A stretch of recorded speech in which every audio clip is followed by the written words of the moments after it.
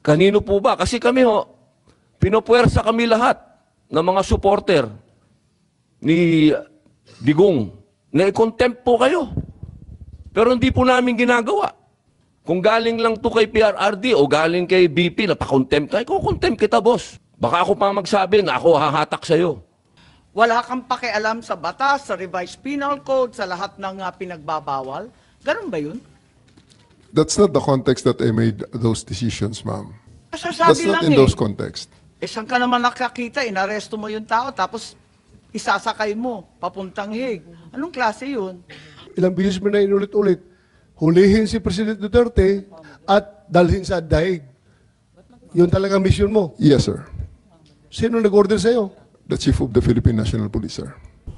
Mga kabayan, matapos ang ginawang pagdinig sa Senado kaugnay sa ilegal na pagkakaaresto dito kay dating Pangulong Rodrigo Roa Duterte na pinangunahan ni PNP General Torre III, nakatikim ng kaliwat kanang sermon si Torre mula kay Senator Bato, Senator Robin Padilla at Senadora Amy Marcos. Ayon sa mga senador, maliwanag na personal at pamumulitika ang motibo sa likod ng kontrobersyal na pagpapadakip sa ICC at ilipad papuntang dahig Netherlands ang dating Pangulo. Samantala, tila nagkakagulo naman ngayon sa Senado kung saan ay nagkaroon ng mainit na pagtatalo ang mga senador sa pangunguna ni Senadora Amy Marcos at Senate President Escudero. Ito ay matapos hindi pinamahan ni Escudero ang contempt order para dito. Kaya Special Envoy Marcos Lacanilaw, bunsod ng mga pagsisinungaling nito at hindi pagsasabi ng totoo sa isinagawang pagdinig sa Senado hinggil sa nangyaring iligal na pag-aresto kay dating Pangulong Duterte. Sa opisyal na pahayag, sinabi ni Senator Amy na dismayado siya sa naging aksyon ni Senator Escudero. Ayon pa sa presidential sister, dangerous o mapanganib ang desisyong ito ng tagapangulo ng Senado. Paliwanag naman ni Senador Escudero, ang mga saksi na inaakusahan ng Kongreso na nagbibigay ng maling testimonya ay nararapat bigyan ng mahigpit na due process na hindi anya naibigay kay Lacanilaw bago ito idetine. Binigyan din ni SP Escudero na hindi niya mapapayagan na magamit ang Senado maging ang kanyang opisina para magamit sa mga partisan interests, lalo pa ang mga kumakandidato sa darating na eleksyon. Dagdag pa ni Escudero, ang Senado ay isang institusyon na hindi ginagamit sa propaganda o self-promotion. Bunsod nito, hinimok ni Senador Escudero si Senador Amy Marcos na huwag gamitin ang Senado para sa personal na layuning politikal at sa halip ay gamitin ang sariling pangalan, titulo at impluensya para sa pagkakaisa at hindi sa pagkakawatak-watak. Ayon naman kay Senador Alan Peter Cayetano, nagkausap na sila ni SP Escudero kaugnay dito. Ayon sa senador, tila nagiging emosyonal at may halong inis o galit sina Amy at Bato dito kay Lacanilaw dahil tila pinapaikot-ikot lang sila ng mga gabinete ni PBBM. Iba naman ang paniniwala dito ni Escudero kung saan ay sinabi niya na ginagamit lang ni Senadora Amy Marcos ang issue para sa kanyang political agenda para makakuha ng atensyon sa taong bayan, partikular sa mga DDS supporters. So I think yung misunderstanding, kasi nga when I talked to I actually talked to the Senate President. Sabi niya kasi may statement na hindi pa nga niya nakikita yung dokumento. Si Senator Amy naman at yung ibang senador, syempre emotionally invested sa hearing na to at medyo naiinsulto na kasi medyo may paikot-ikot di ba yung sagot. Ano ang masasabi mo dito, kabayan? Totoo kaya ang motibo ni Senador Amy na gusto niyang managot ang mga nasa likod sa iligal ng pag-aresto kay PRRD o ginagawa lang niya ang investigasyon sa Senado para mapansin at makakuha ng boto para sa kanyang kandidatura ngayon darating na eleksyon? Sama-sama nating panuorin ang buong video at pakicomment niyo po ang inyong mga reaksyon at sariling opinyon. Pero bago yan, sa mga hindi pa po nakasubscribe sa ating channel na Kabayan News PH, pakipindot po ang subscribe button at pakiclick na rin ang notification bell para lagi kayong updated sa mga bagong upload natin na legit at napapanahong balita. Maraming pong salamat. Maaaring irekomenda ng House Triple Committee o TRICOM ang pagsasampa ng kaso laban kay Attorney Harry Roque, ang dating presidential spokesperson ng Duterte administration. Ito ay matapos siyang ituro sa pagdinig ni Vicente Pebbles Conanan, isang online content creator na nasa likod umano ng paglalabas at pagkakalat ng polvoron video Nakapaloob sa video ang isang lalaki na tila kahawig ni Pangulong Ferdinand Marcos Jr. na gumagamit ng iligal na droga. Kumalat ito sa social media bago ang State of the Nation address ng Pangulo noong July 2024. Gayunman, mariin itong pinabulaanan ng Malacanang at sinabing gawa ito sa artificial intelligence o deepfake. Ang TRICOM ang nagsasagawa ng pagdinig kaugnay ng pagkalat online ng fake news, misinformation, disinformation at cybercrimes. Kasi merong people's konanan na nagsalaysay pointing at Attorney Harry Roque. We have the government agencies also who are testifying na talagang deepfake yung Pulveron video. So for the purpose of filing, I think sobra pa nga sa probable cause yung amount of evidence na nag-gather na nila. Walang maliwanag, may cyber libel dyan. Through the use of internet, is trying to make it appear that the president is actually using cocaine. Nagpalitan ng maiinit na pahayag sina Senate President Francis Chis Escudero at Senator Amy Marcos. Ito ay matapos i-cite in contempt ni Senator Amy si Special Envoy on Transnational Crime Ambassador Marcos Lacanilaw bunsod umano ng mga pagsisinungaling nito sa isinagawang pagdinig kahapon hinggil sa nangyaring pag-aresto kay dating Pangulong Rodrigo Duterte. Ngunit hindi agad pinirmahan ni Senate President Chis Escudero ang contempt order at ipinag-utos na palayain ng ambassador matapos ang ilang oras na pagkadetine nito sa Senado. Paliwanag naman ni Senate President Escudero, dapat bigyan ng mas mahigpit na due process sa mga resource person na iniimbitahan sa mga pagdinig ng Kongreso. Umapela ang Malacanang kay Hanelet Avancenia, ang partner ni dating Pangulong Rodrigo Duterte, na huwag gawing biro ang kasalukuyang mga ulat ng pagpatay sa bansa. Sa isang ambush interview sa The Hague, Netherlands, nag-congratulate Avancenia kay Pangulong Ferdinand Marcos Jr. ukol sa kasalukuyang peace and order situation sa Pilipinas. Ayon kay Palace Press Officer Undersecretary Claire Castro, hindi maganda ang ganitong mga pahayag. Kaya kay Ms. Hanelet Avancenia,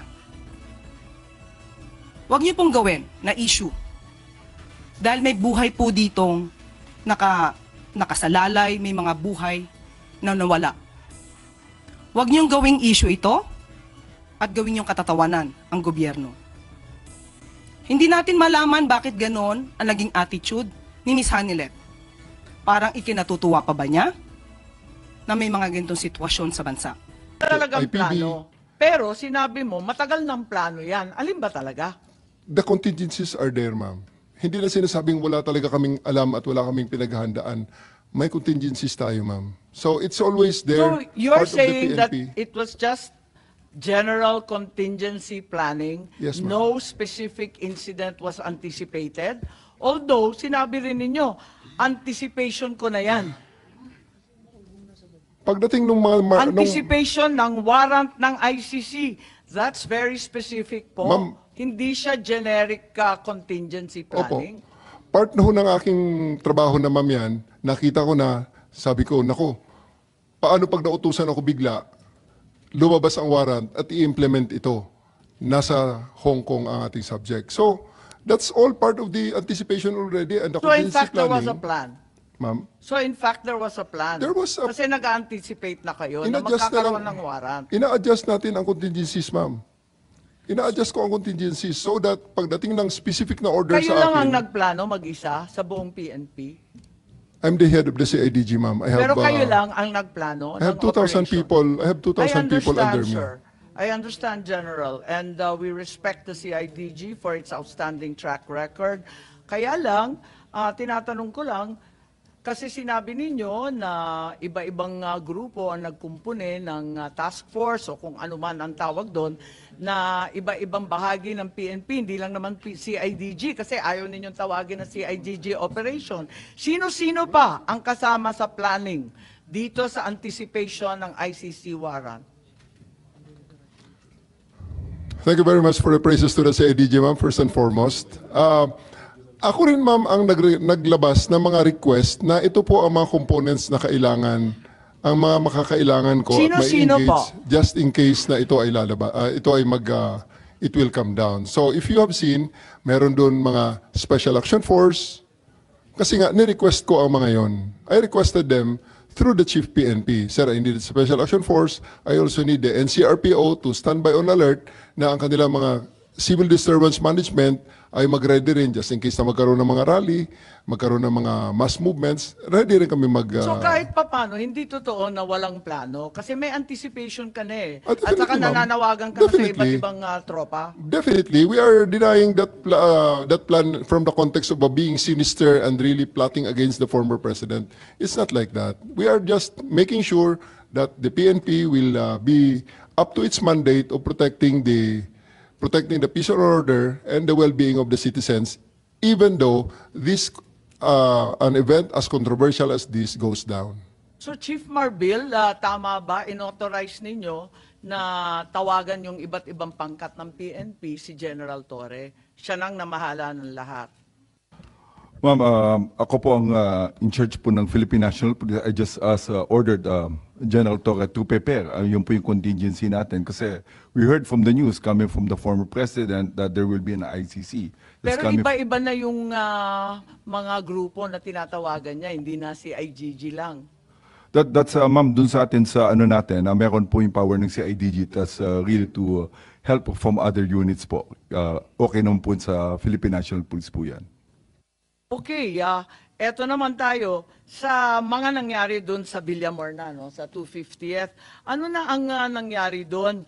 Gusto lang natin malaman at itatanong kung anong nangyari dahil nandito na tayo, no? Umabot na tayo sa Villamor. Was there a time na may binantaan ka o tinakot o pinagsabihan kung sino man doon?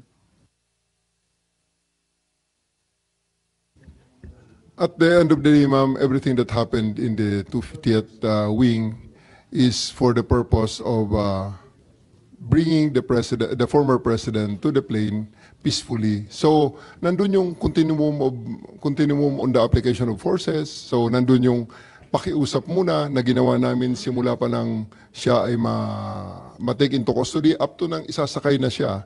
So, continuum forces, pakiusap and everything. And kailangan there's always a time to tell them that... Parang hindi na pakiusap ang nangyari. Yes, ma'am. Kasi inaresto na ninyo si Attorney Medialdeo, sabi ninyo, obstruction of justice, tama?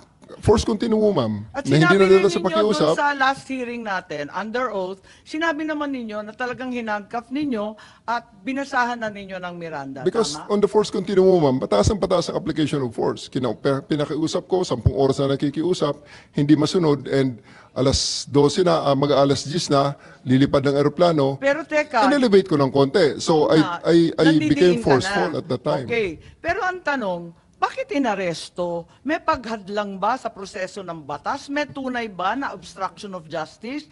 May panahon ba na pinigilan ni E.S. Medialdea kung sino man testigo na magsalita? Binago ba niya? Sinira ba niya yung mga dokumento? Tinago ba niya ang makakatakas na suspect? Lahat ng obstruction of justice, may pekeng pangalan ba na binigay? Pinagtatanggal niya na paglitis ng isang krimen, lahat ba yun? Talagang obstruction of justice. Alin bahagi dyan ng obstruction? Ang specific po ng ginawa ni E.S. Medialdea para siya ay aking arestuhin sa obstruction of justice, he prevented me from taking physical custody of President Duterte so that he can be boarded on the bus that will bring him on the plane. Yun na, ma'am. Kaya part yun, I read him his right. Kaya pataas na pataas, ma'am, ang level ng... So talaga How did he prevent you? Kasi ang nakita ko naman, naglagay lang naman siya ng upuan dun para upuan ng dating Pangulo. He is placing himself between me and the former president, ma'am. Umarang siya. Kaya ba niyang harangan yon? Daan-daan pulis ang kasama mo? Ako, ma'am, personal na hinarang niya, which is kailangan ko siyang alisin so that I can actually order my men to take custody of the former president and bring him to The Hague. Ang dami-dami po ninyo. May kakayahan ba o kapangyarihan si E.S. Medialdea na hadlangan ka at yung libo-libong kapulisan na dalhin si PRRD sa Hague? Yes, ma'am. Kasi nung nandun siya, hindi namin nagawa. Pero inaresto ko siya, nagawa namin, ma'am. Tama ba yon? Klaro ba kayo na ang ginawa lang, Ang sinabi nyo, no, sa last hearing, ano, ang sabi ninyo, he was blocking my way, preventing us. He placed another chair at the side of the president for the former president to sit. Yun lang, naglagay lang ng upuan. Obstruction of justice na ba yan? Opo, ma'am. Kasi ma'am, kung hindi siya umalis doon, hindi namin talaga maisakay sa bus si former president. Kaya nga, Dahil lang sa isang upuan? no ma'am, pag umupo siya uli, problema na uli yun ma'am. Paano namin siya mapalakad? Di, bubuhatin namin siya. Libo-libo Which is, I really naman don't kayo. want to do. Yes ma'am. Apakaklaro naman sa PD 1829. Yung obstruction of justice, iilan lang naman ang patakaran, ilan lang yung pamamagitan para obstruction. Wala namang sinasaad doon na,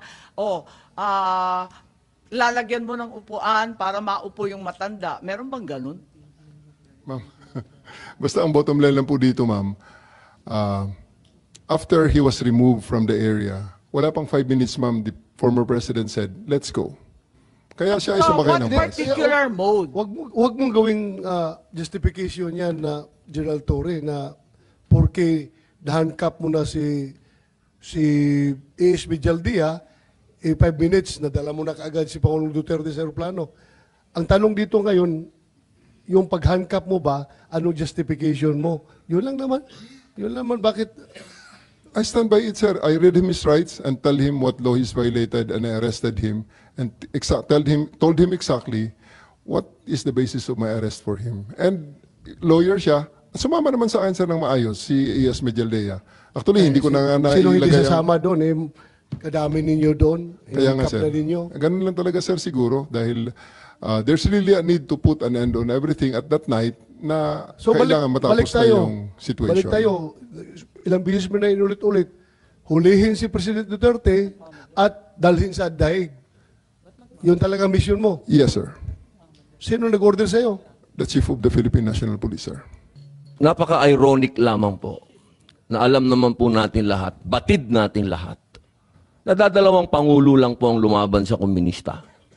Una, si Ferdinand Marcos Sr. Ano po ang nangyari? Inalis natin sa bansa. Ang sumunod na lumaban po sa komunista ay si Pangulong Rodrigo Roa Duterte.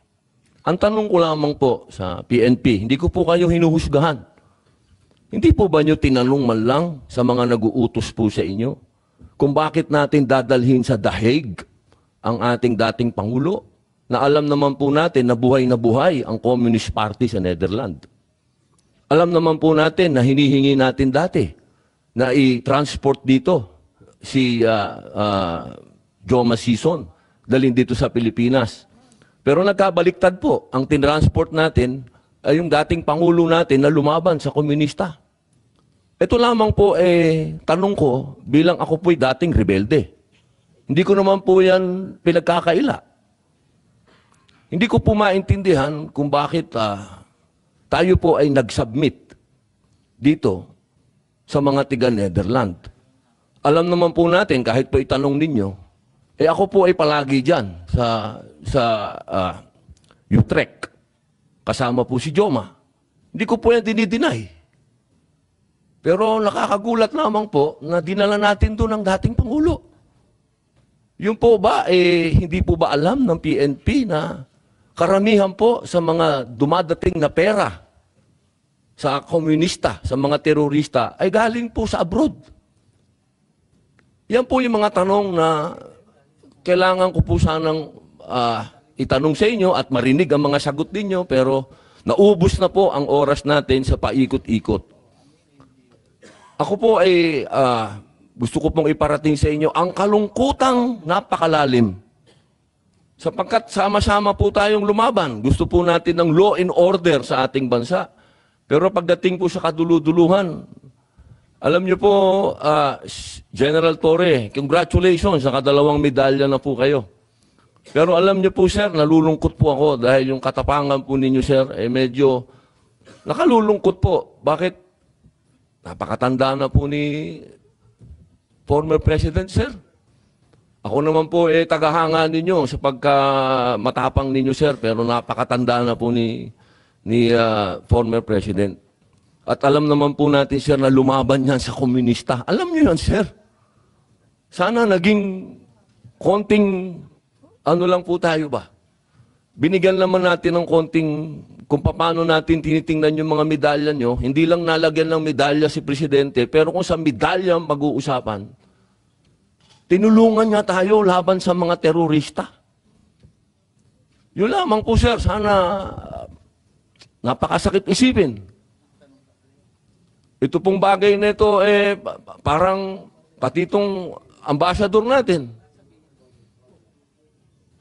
Ano po ba talaga ito po ba talagang operation para may aalis dito ang ating dating Pangulo? Kanino po ba? Kasi kami pinopuwersa kami lahat ng mga supporter ni Digong na i-contempt po kayo. Pero hindi po namin ginagawa. Sapangkat ang order, walang order sa amin na ipa-contempt kayo.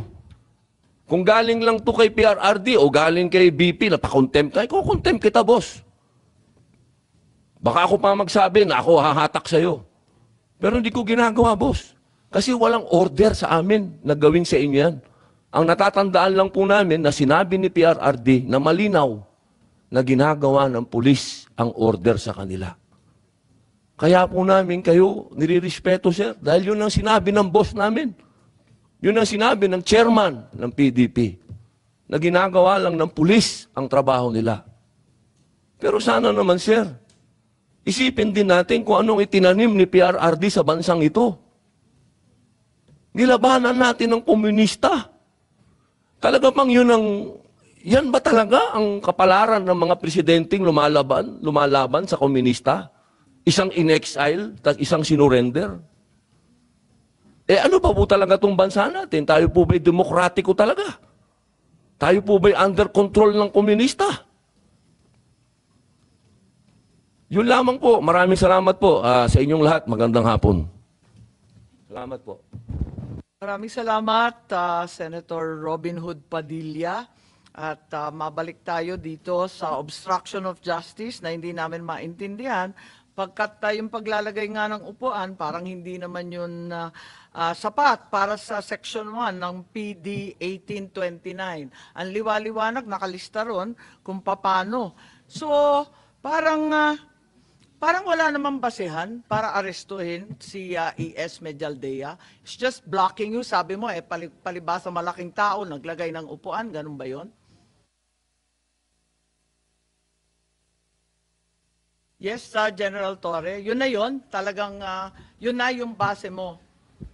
Ma'am, he has been doing that for the past 10 hours, preventing us from physically taking custody of the president, of the former president. So, Physically? Kasi nakita Yes, ma'am. naman namin tsaka lang tumayo tapos kumuha ng upuan.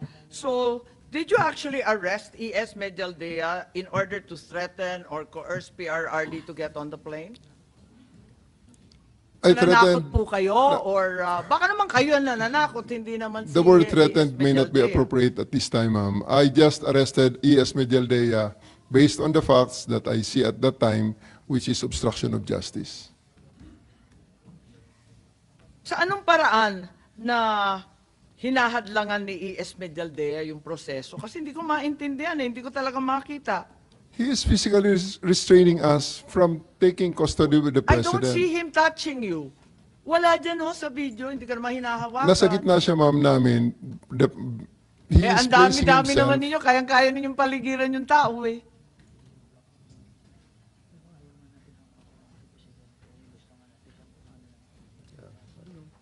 So palagay ko, paikot-ikot tayo dito sa istorya. Ako hindi naniniwala na may obstruction of justice. As a matter of fact, bakit hindi ninyo dinala si E.S. Medialdea sa kulungan nung gabing yun? Kasi pinusasan mo na, nag-Miranda rights ka na, ba't hindi mo dinala sa preso? I have the option to file the case which way I deem appropriate at that time, ma'am. At ang nakita ko, dahil siya ay sumama sa former president sa aeroplano, I would just file the case later at the time. Depende na rin sa akin yun, ma'am, bilang arresting officer, whether I would like to Lahat yun pursue the pwedeng case gawin or ng not. arresting officer, Yes, sigurado ma'am. ka. Yes, Kasi, ma'am. di ba, arrested person, 1 minute si E.S. Medialdea. Pagkatapos, di mo naman dinala sa kulungan. Ang ginawa mo, sinakay mo sa eroplano, naging pasahero sa Hague. Paano nangyari yun? Tumakas ba siya sa kustodiya mo? Pinatakas mo ba? Rinilis mo ba? Ano nangyari doon? Inaresto mo tapos rinilis. Anong klase yun? Those are decisions made in the context ng situation during the time, ma'am. So, sumakay siya sa aeroplano, Teka lang. pinasakay namin siya. When did you release him? Kasi di ba nakaposas na nga Yes, siya. ma'am. Tapos binasahan ninyo at inaresto. Gaano katagal siya arestado? Actually, ma'am, nilagyan ko lang siya ng posas nang inaresto ko siya. Oo. And then, hindi nga niya mailagay ang kanyang kamay Tama. sa likod dahil na medyo malaki siya. Oo. So, even before we took less than 10 steps, hindi pa kami nakalabas doon sa pintuan ng room na yun, ma'am. Hindi ko na ikinabit ang isa pang posas. And then, when he was in the bus, tinanggal ko na yung posas at pinasakay si Ms. Mijaldea. Sabi ko, maraming salamat sir, antayin mo na muna ang presidente dito sa bus para sabayan mo siya papunta sa eroplano. Ang sinasabi niyo, diskarte mo na yon. Yes, ma'am. Diskarte mo. Pero hindi ba maliwanag na kapag arestado yung isang tao, hindi pwedeng palayain kung walang court order na naman? At saka kailangan may legal basis. Kahit may obligasyon ka, arestuhin because a crime is being committed in front of you. Hindi ba Article 223 yan ng ating revised penal code, infidelity in the custody of prisoners? I am Bakit the mo arresting... pinalaya biga? I am the arresting officer, ma'am, and I have the option to file the case which way I want it. Whether I will present him for inquest or I will go a regular filing on the But prosecutor's having office. arrested him, you cannot just release him. Bawal yun, di ba? Nasa revised penal code po, infidelity in the custody of prisoners. He's already a prisoner. You may also have violated your precious Article 125 for failing to deliver E.S. Medialdea to the proper authorities within 18 hours. A provision that you're very familiar with. Di ba sinabi ninyo, mamalasin naman kayo pag hindi ninyo sinurrender. Ba't hindi mo ginawa? Again, ma'am, those are judgment calls that I made to ensure They're not the accomplishment of my judgment mission. They are procedures. They're the law. They are Yes, ma'am. procedures. I made that judgment call, the decision to just release him and bring him on the plane based on the prevailing situation as I saw it during the time. I think that's the most prudent. I really thought at that time that's the most prudent thing to do to ensure that the primary mission of bringing the president to The Hague is accomplished. So to your mind, General Torre, you are empowered by law to release an arrested person without any order of any court. You're given the authority to arrest the person, release him kung gusto mo. Basta ikaw ang magdidiskarte. Ganun lang yon. Wala kang pakialam sa batas, sa revised penal code, sa lahat ng pinagbabawal. Ganun ba yun? That's not the context that I made those decisions, ma'am. Sasabi That's not lang in those contexts. saan ka naman nakakita, inaresto mo yung tao, tapos isasakay mo, papuntang Hague. Anong klase yun?